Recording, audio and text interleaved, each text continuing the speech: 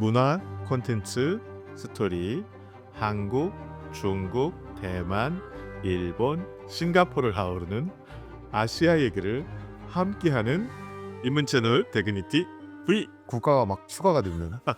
아니 얘기를 하다 보니까 언젠가 일본 얘기도 해야 될 것 같고 뭐 하다 보면 싱가포르 얘기도 해야 될 것 같고 뭐 그래서 문화와 컨텐츠를 중심으로 한 스토리 얘기를 요걸 한 덩어리로 잡고 한국 얘기를 안 할 수가 없잖아요. 그렇죠. 네, 한중일 기본이잖아요. 그리고 우리가 이제 계속 관심 갖고 있는 대만 얘기를 하다 보니까 이게 좀 더 내려가면 동남아시아에서부터 이제 싱가포르에 이르기까지 또 중화권 문화가 있기 때문에 더 넓게 보면은 호주를 중심으로 한 태평양 지역도 좀 관심을 가지게 됐지 않을까. 한 10년 동안 하시려고요? 그래서 오늘은 어떤 얘기를 해주실 건가요? 금문도 얘기를 좀 했었잖아요. 네. 사실은 제가 한 5년쯤 전에 금문도를 한번 갔다 왔어요. 금문도에 가서 깜짝 놀랄 곳을 한 군데 다녀왔습니다.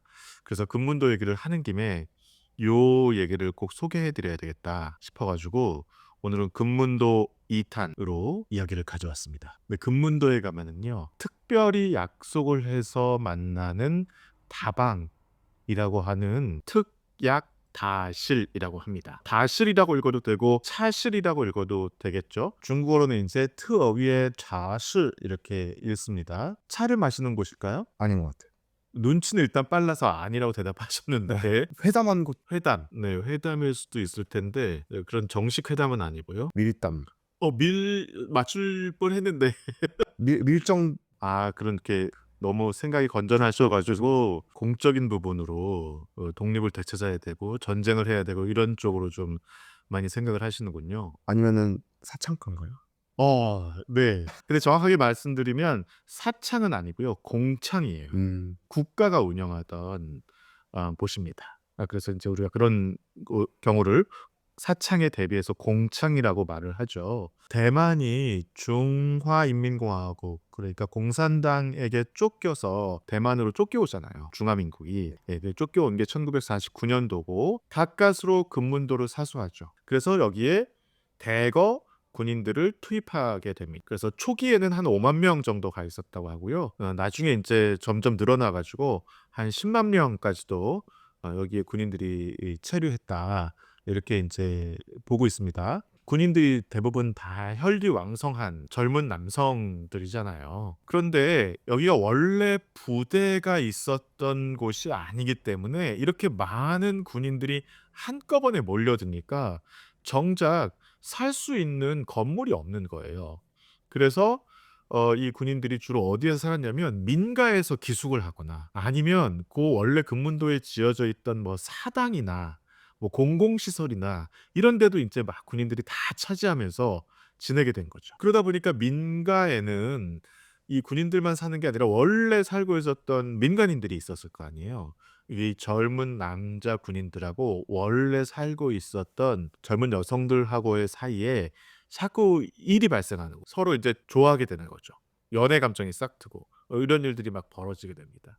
그러니까 군 당국의 입장에서 봐서는 이게 군복무를 제대로 해야 되는데 군복무는 제대로 안 하고 연애만 하고 있으니까 또 한편으로는 못된 군인들은 여성을 대상으로 이제 폭행을 저지르기도 합니다. 그러다 보니까 이게 또 다른 의미에서 골칫거리로 등장을 하게 되죠. 그래서 군 당국이 이제 고민을 하기 시작합니다. 이 문제를 어떻게 해결할 것인가 고민을 하기 시작하면서 당시 이 부대가 52군이었는데요. 이 52군을 이끌고 있던 양로이라고 하는 사람이 아이디어를 내 가지고 금문도 전체 사령관이었던 후리엔 사령관한테 이제 건의를 합니다. 이 공창 제도를 좀 운영을 해보자라고 하는 건의를 하게 되고요. 후리엔 사령관이 그 당시에 장개석의 아들이었죠. 장경국에게 이 사실을 이제 다시 제안을 해서 장경국의 승인을 받아서 중화민국 정부가 국방부에게 위탁을 해가지고 이런 공창 제도를 운영해도 좋다라고 해서 이런 장소가 이제 생겨납니다. 요 장소를 특약다실이라고 불렀고요. 또는 군중 낙원이라고도 불렀어요. 낙원이란 말은 파라다이스란 말이잖아요. 이런 표현 자체가 조금 우습긴 한데 1951년도부터 생겨나가지고 이게 많을 때는요. 한 7곳 정도까지 있었다고 합니다. 언제까지 운영이 되냐면 1990 년대까지 운영이 돼요. 그러니까 굉장히 오랜 세월 동안 있었던 거죠. 마지막 특약다실이 없어진 게 1990 년대 중반이니까 한 40여 년을 계속 이어져 왔습니다. 그러니까 우리가 이런 말씀을 드리면 제일 먼저 떠올리는 게 이제 위안부 문제잖아요. 조선이 이 일본의 식민지를 겪을 때 그런 아픈 역사가 있었기 때문에 우리가 이런 얘기를 들으면 굉장히 분노하게 되는데, 대만 분들은 이거에 대해서 별로 그렇게 큰 생각이 없어요. 법적인 차원에서 또 중화민국 정부가 이런 일들을 운영했기 때문에 이거에 대해서 그냥 그런가 보다 좀 하는 것 같아요. 2014년도에 이 금문도의 군중낙원 특약다실의 이야기를 다룬 영화도 나왔어요. 오청저 감독이라고 하는 사람이 만든 말 그대로 군중낙원이라는 제목의 영화도 나왔고, 우리나라 부산국제영화제에 와서도 상영이 되기도 했습니다. 곳을 그대로 남겨서 다시 좀 리모델링을 해가지고 그 원형을 보존해서 전시관으로 쓰고 있습니다. 그래서 혹시 금문도에 가실 일이 있으신 분들은 이 특약다실을 꼭 가시면 한번 대만의 아픈 또 다른 역사의 현장을 경험하실 수 있지 않을까 하는 생각이 들어요. 이렇게 들어가면은요, 집이 이렇게 크게 네모나게 돼 있습니다. 사방의 벽을 따라서 쭉 복도와 방들이 쭉 일렬로 늘어져 있고요. 그 가운데는 이제 야외 정원, 우리가 중정이라고 하죠. 중정이 이렇게 만들어져 있어요. 이제 군인들이 와서 그 여성을 상대로 해서 이제 자신의 성욕을 해소하는 이런 공간들로 만들어져 있습니다. 그냥 오는 게 아니라 표를 사야 돼요. 오락표라고 얘기하는데, 근데 이제 표가 세 종류가 있어요. 장교냐 아니면 일반 사병이냐. 장교긴 장교지만 그 현지에 있는 군 부대의 장교가 아니라 다른 부대의 장교냐에 따라서 표를 세 가지 종류로 운용을 했다고 합니다. 여기에 온 여성들은 어떤 여성들이었냐? 사실은 이제 그 대만 정부는 여기에 강제로 온 여성은 한 명도 없다. 어서 많이 듣던 소리죠. 자발적인 모집에 응해서 온 여성들만이 있다.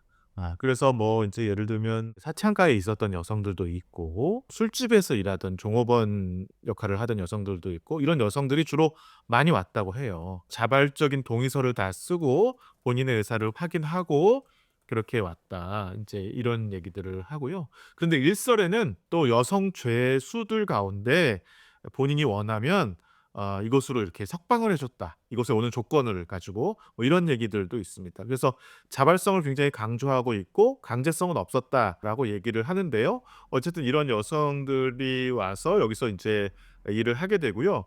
이 여성들을 시중을 두는 것에 응하는 사람이라는 뜻으로 시응생이라고 불렀습니다. 그래서 이제 군인들이 들어오면 이제 몇 가지 규율이 당연히 있겠죠. 무기를 절대로 소지하면 안 되고, 들어가서 군사 비밀에 관한 이야기를 하면 안 되고, 그것들은 너무나 당연한 이야기겠죠. 그리고 개인적인 어떤 사담을 나누거나 개인적인 정감이 일어날 수 있는 일들도 하면 안 된다.